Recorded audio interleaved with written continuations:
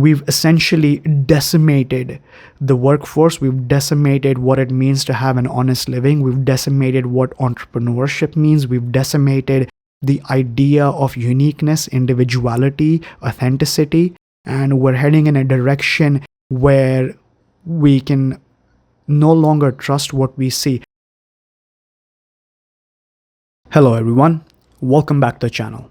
Today's digression is a follow-up to a previous digression I made about 6-7 months ago on the topic of artificial intelligence and the direction it's heading in. Now, there were some points that I made in the video, controversial at the time, that have somehow started to come true, and I think it's important that we bring back the discussion so that you are aware that we are heading into extremely dangerous territory and we should start questioning the viability of AI. Let's start with the big one, which I think is a very, very important one.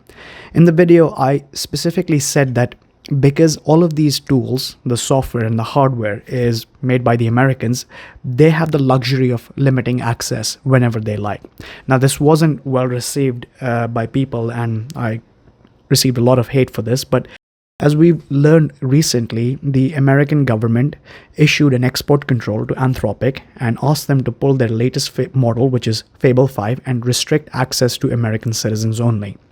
Now, they cited, national security concerns, and they said it could be easily jailbroken, but I think people are missing the point. I think the real point here is that the Americans are sending a message to everybody else that, look, we can do this at any point. And there is nothing that anyone can do to stop us. Nobody, not even the companies that make these models. They can go and argue as much as they like against the American government, but when it comes to national security, no one can supersede what the American government says. Now, if we take the same thinking, right, because I said this is sending a message, what is stopping the Americans from saying to the rest of the world that, hey, listen, if you don't support our endeavors, our campaigns in the Middle East, if you don't support our political ideology, we are going to limit access? What if they tell the European Union, listen, we want NATO in the Middle East right now. We want you to help us in our campaign against Iran. If you don't do that, we are going to limit your access. They could easily do that, and I think they will do that eventually, right? These AI companies, they don't have a say. As much as they like to think that they have a say, we all know they don't have a say. They could easily say that, listen, if you support a particular political ideology or if you support a particular political candidate, we are going to limit your access. I know it sounds very authoritative here, but it can be easily done, and it is going in that direction given everything that we've seen so far. And they can use this as leverage for anything. The sky is the limit right now, because everybody is desperate for artificial intelligence for some reason. Everybody wants to use artificial intelligence for some reason, and they know that if it's kind of like FOMO, that if we don't do this, we're going to miss out on something and everybody else is going to be ahead in the race, so we have to do this. And we're also seeing the impact of AI. There's another point that I made if we move on to the next one, which is AI generated content. And I specifically said, and this is an extension of what I just said right now, so please stay with me. I specifically said that AI-generated content is going to improve in the next 6-7 months, in about a year, to a point where we cannot tell the difference, and it's already here.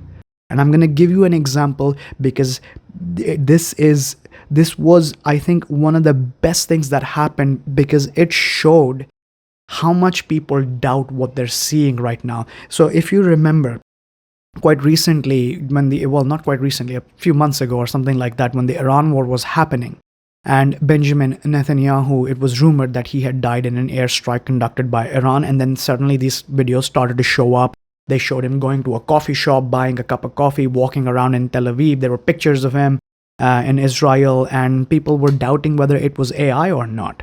People were questioning, hey, this guy is 100% dead. There was a video of him. There was a picture of him. They showed, them pulling a body out of the rubble. And people were questioning if that was real. We're already questioning what we're seeing because we don't know anymore what's real.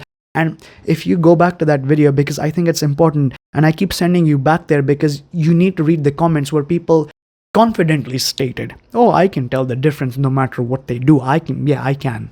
Like I have a way. They're lying to themselves. They just want to sound special. They just want to sound intelligent. They just want to sound like they cannot be fooled, but they are being fooled. Everybody is being fooled. And the content has become so well made that you can push political agendas and ideologies now with this one. Anytime some minority driven event happen, whether it's an attack that happens or it is some kind of gathering that happens, there are hundreds of AI videos taking that and turning it into something that it isn't. And then people start questioning, and then eventually some mainstream media news agency is going to come out and say, well, no, this was made by a third world country somewhere in Pakistan or somewhere in India or somewhere in Vietnam. This fool has been making this video, and it's not real. It's AI generated for clout or for impressions or for getting more social media followers.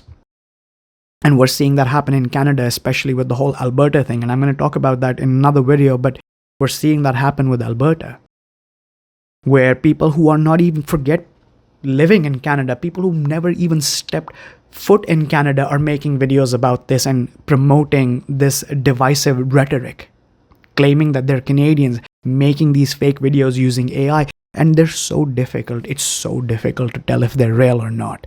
I mean, there are subreddits that now exist where people are arguing, hey, is this AI or is this real? That's the direction we're heading in. We don't know what's real anymore. And let's actually move on to the next point, which is losing money. So I argued in my previous video that AI hasn't made money for anyone, and that stands true. There is this fact that I learned recently, and I think you should all know this. For every $1 that OpenAI makes, it loses $3. It loses about $72 billion a year, and it's constantly losing money. Anthropic is constantly losing money. Google Gemini is constantly losing money. And they're losing so much money, we have no clue how they're going to generate revenue in the future. And it's come to the point because we're fighting against AI now. There are groups that are forming and they're fighting against AI. All the CEOs that started, touting the benefits of AI and how it's going to revolutionize the business sector, how it's going to revolutionize capitalism, how it's going to revolutionize everything that we know, are also coming out and saying, hey, we're losing crazy amounts of money to AI. And we're not seeing any return on investment. All we're seeing is mistakes happen everywhere. And the best example right now is we've seen how one of the big 4 accounting firms, they were caught recently using AI-generated reports, and the AI had basically hallucinated facts that were not true, and they were caught. And then they issued an apology, and now it's happened again. And I guarantee you it's going to happen again. Eventually it's going to happen in a sector where it shouldn't happen, and then we're going to sit there wondering, like, why did we let it get this far? And because AI hasn't made any money in the commercial sector, so it's gone off in the defense sector. And what are they doing in the defense sector? Blowing people up with AI. We have the first confirmed kill using AI. I thought we were supposed to prevent AI from killing people, and now we're training AI to kill people. And we're supporting this. People are supporting this. The supporters of AI, they love this. They want this. They want the blood. They want your blood. And to support all of this, to support this growing need for AI for people that haven't made any money with this. Actually, I want to give you this example. I think, before I move to the next one, I don't want to miss this example. So I have this little side hustle where I consult with first-time founders. I advise them on strategy. I work with them on their marketing. I work with them on their approach. I help them with their discipline, because entrepreneurship is difficult and it takes a lot of effort to become successful.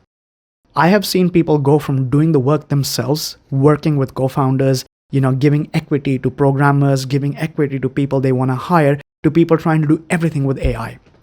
I have one founder that has burned through 50,000 USD and he's now bankrupt. Like literally, he's filing for bankruptcy because he's done. And he did that in about 2 months, 2.5 months. How do you burn through 50,000 USD in 2.5 months? Spun up about 15, 16 AI agents, and they were doing everything from marketing, content creation, writing the code, debugging the code, maintaining the website, customer service, even though there weren't a lot of customers. All of this was done. Burned through 50,000 USD, zero ROI, panicking. I don't know how to make money anymore with this. And it was a wonderful idea. It was a good app. And the fact of the matter is that there are people who claim that they've made money with AI, and I think there's something you should know about this. The people who claim they've made money with AI do it for about 1, maybe 3 months, and then they cannot sustain it anymore because the spend on AI outweighs the money they're making with it. I know another person who is doing close to $35,000 a month in revenue, and he's spending about $45,000-$60,000 on AI to maintain it. Refuses to hire people because he thinks that soon he's going to break even. Soon. He's not going to break even because AI costs are going up. And the worst part about this is I haven't spoken to him yet. He moved his entire code base, he moved his entire app to Fable 5, and now they've locked out Fable 5, so he's pretty much sitting there useless. So I haven't heard from him. I doubt he's going to call me. I want to move to the next one because this is another important topic that I talked about, specifically the energy use and the land grab. So I previously mentioned that as the need for AI increases, the artificial need for AI increases, we're going to need bigger and bigger data centers. And now we've gone from building smaller data centers to data centers the size of cities. And the amount of energy they consume is equivalent to what 2 cities will consume. So you have data centers that are taking away precious land and resources. They're raising the prices, the cost of living around the area they're in. People are seeing a spike in their energy needs. They're seeing their fresh water supply being tainted. We're seeing temperatures rise, right? To what end are we building these data centers if no one's making money out of it? Because the CEOs, they came out and they said themselves, hey, we're losing money on this one. We don't think this is a feasible strategy. We've had to lay off thousands and thousands of people to continue using AI, but yeah, we're not seeing any return on investment. And still people are investing in these companies. Still people are lining up to buy the stock for OpenAI, buy the stock for Anthropic, buy the stock for the next AI frontier lab that's going to exist with zero revenue. And one last point that I think we really need to talk about is the layoffs, right? I said in my last video, which was yet again a controversial point, where people said that, yeah, it's going to happen a little bit, but then AI is going to make everybody rich and AI is going to provide for everybody. We've laid off people left and right. Unemployment rates have hit record highs. More and more people are relying on welfare. More and more people are failing to pay their mortgages. Consumer debt, so that means the amount of debt you carry on your credit cards, on your lines of credits, is astronomical. It's increasing. It's not going down. Inflation is at an all-time high. And on top of that, as consumers, they're sticking it to us deep. The price of RAM is... I don't even want to think about what the price of RAM right now is. I should have spent money on RAM sticks back in the day. GPUs. The same GPU that was released 2 years ago now costs 55-60% more. If you can find it. That's the big one. If you can find it. And production capacity has been sold out for the next 5-6 years. So basically now consumers are being driven out of owning computers. So essentially that's another subscription. They're going to sell us, hey, listen, yeah, we know you can't buy the computers because you screwed up by supporting us.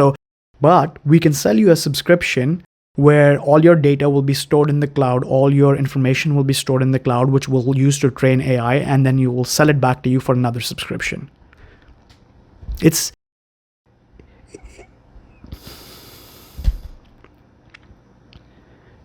strange, isn't it? The way we were sold AI and what AI has become are 2 entirely different things. And we're entering extremely dangerous territory right now. There's one more point that I wanted to make. I didn't write this down, but I think I wanted to bring this up. I have done a lot of research on AI. I've written a paper on AI. It's a research paper that you can read. It tracks how the AI spend has happened, what AI is doing to us. It was a very, very popular paper to the point where it broke my website multiple times a day.